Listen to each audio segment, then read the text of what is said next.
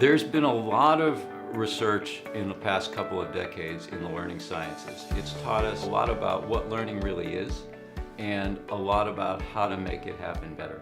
PALMs are based on two great advances: perceptual learning and adaptive learning. Perceptual learning offers, probably for the first time, ways of systematically teaching pattern recognition.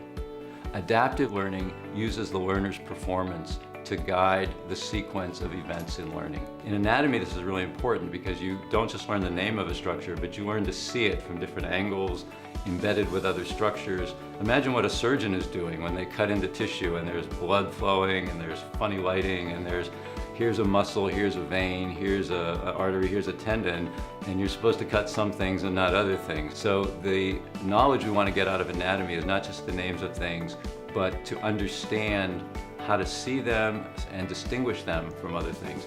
With PALMs, we've had a lot of very positive feedback from customers, and some of that has come through Primal Pictures as they've shown it to their staff and they've shown it to their customers. And here you have people who've been dealing with, first-rate anatomy pictures for years, but there's always been an issue of training or education, and there's different things that have been tried in these fields, and they suddenly see this and they say, wow, finally, this is the way to learn this complicated information. Before, we teach people to either to memorize things or to understand things, but what this does is it teaches all those kind of pattern recognition, visual things that you aren't really aware of. We've discovered that when students use PALMs, that they learn much more quickly, and the learning is adapted to the students. We've learned a lot about how learning works and how to make it better in scientific research, but there have not been good ways to use that. Yeah, and I think the idea also, from the faculty's point of view, of just being able globally to see